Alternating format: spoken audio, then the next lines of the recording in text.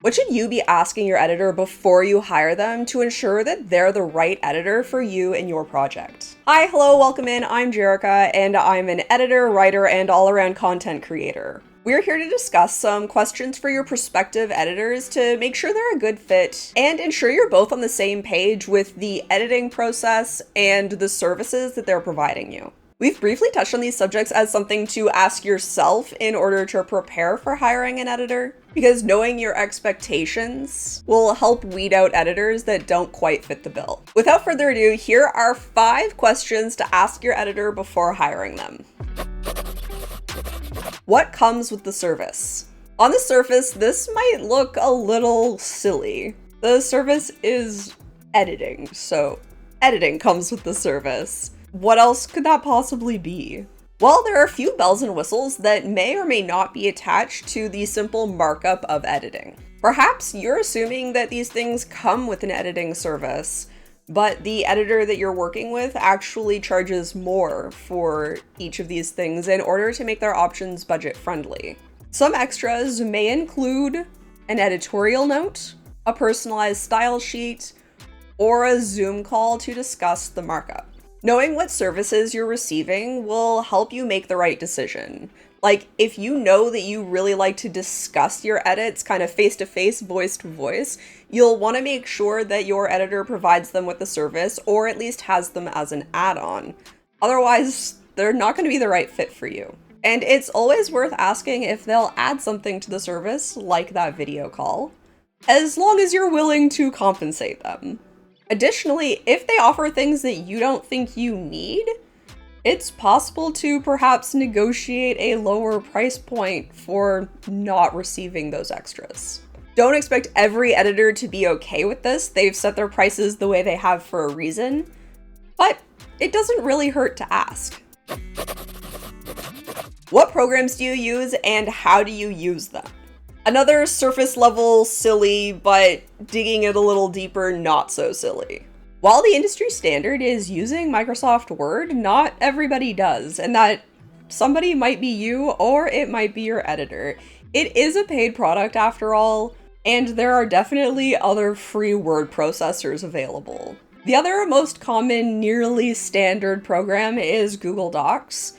But there are loads of other free word processors like Zoho Writer, LibreOffice, and even just your classic Notepad, as well as other paid options like the oh-so-popular Scrivener or its alternatives like Living Writer or Ulysses. If you're using one of these, it's important to know what kind of document you'll need to export to, or if your editor can somehow work within those programs with you.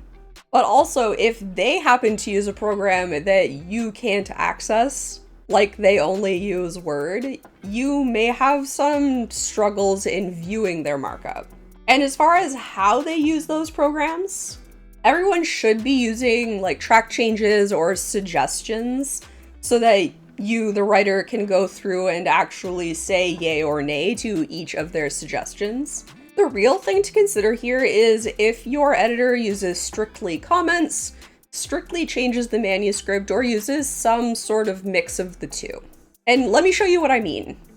So in Microsoft Word, they should be using track changes, but what we're really looking at here is the difference between changing the manuscript and making suggestions instead.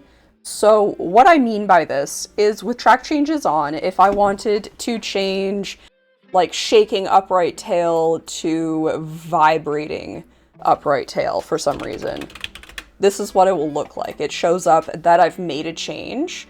Another way to do this would be to instead, we'll say, what if even if it's carrots? So rather than changing it in the manuscript, you may prefer that they make a comment that says, change to carrots, okay? So that's the big difference, and of course, an editor may use a little bit of both of these things, but you can do the same sort of thing in Google Docs as well. So I'll show you what that looks like really quickly. So again, rather than editing it, they will be suggesting in this one. So if we wanted to change chirrup to chirp instead, we could do this, and it will do the same thing. I know that those are both words, but it was quick. But again, you have the same option to change something with, or to offer something up with, this is actually wrong. So we could again do this, and then it becomes immediately properly spelled, or we could make a comment that says proper spelling immediately. Oh my gosh, I can't even spell immediately. Is that how you spell immediately? Yes.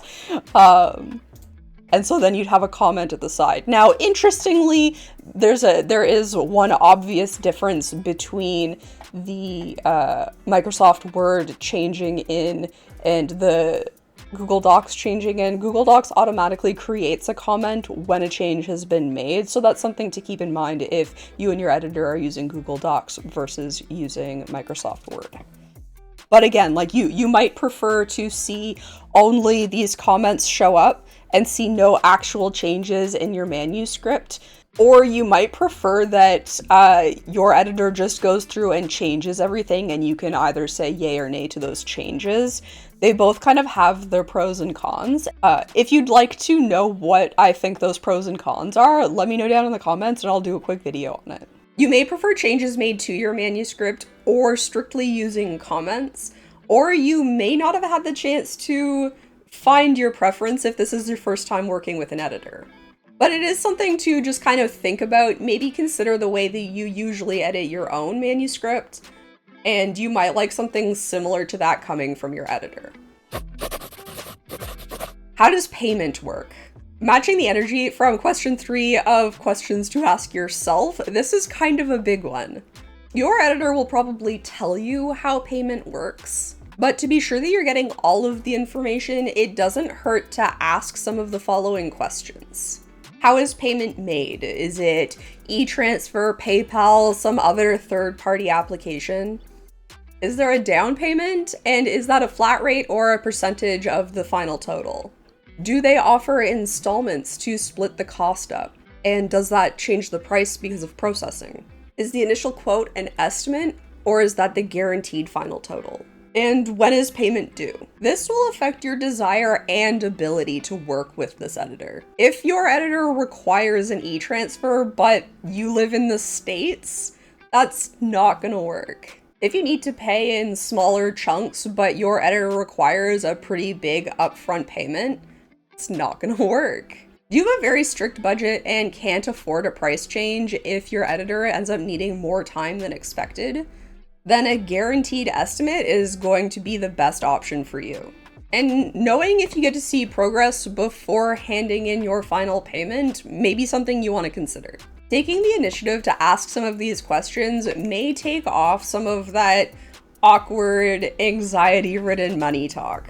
And having a solid understanding of your budget and your expectations for how payment will go will smooth everything over in the long run. When should I hear from you next? Clear communication is key to a strong writer-editor relationship, or any relationship, really. Knowing when to expect that next correspondence will hopefully help relieve some of that waiting anxiety. Some editors will be happy to regularly update you on the progress with your piece, while others would much rather just put their head down and work, and only reach out if something comes up that they need to discuss with you, like a change on the ETA of your finished piece. If you have a preference for constant communication or communication only when it's absolutely necessary, finding an editor that either already works this way or is willing to accommodate you will be key to having a strong working relationship. It might be pertinent to ask them when they're usually in the office and therefore what days you can expect correspondence, and what their usual response time to emails is. For instance, if they take Wednesdays off, it's good to know that you'll never receive a quick response on Wednesdays. And if they always allow themselves kind of a 48-hour period to respond to emails, that's good to know too. Additionally, I'd add in here a kind of secondary question, which is how do they prefer to communicate? Do they prefer email versus DM or text or WhatsApp? Or maybe they even prefer actually talking on voice. If your preferences don't match up and there's no accommodations there, probably not the best person to work with. Can I query your changes and suggestions, and how exactly should I go about that? Sometimes we come across a comment, change, or suggestion, and we don't quite get what they're saying. Maybe it's a rule that we're not familiar with, or maybe it's super subjective and you're just not quite seeing what they're seeing. Can you query these, or are you kind of left to interpret them on your own? Or is there a consultation fee in order to query these? I'd suggest most editors are super happy to answer a few questions, no problem, but each editor is going to have kind of their own line where they might be asking for extra consultation fees, or maybe just asking you to put all of your questions in one email instead of this back and forth correspondence. Additionally, if you prefer to discuss these things face-to-face, voice-to-voice, that may also come at an extra cost, but you should know if it's an extra cost or if it's included from the first question we looked at today. Wanting to discuss most or all of the changes that your editor is suggesting is not a bad nor even uncommon thing. It's just good to know what's coming with their editing services before you jump into things. Some final thoughts. You've done a lot of prep work. Now it's time to actually go hire an editor. Stop procrastinating the scary thing and get your manuscript on the next step with a little guidance from a pro. Perhaps that pro is even me and you need look no further. So you want to hire an editor, as the series isn't exactly over yet, but it is going on a small hiatus while I work on a few other projects for you.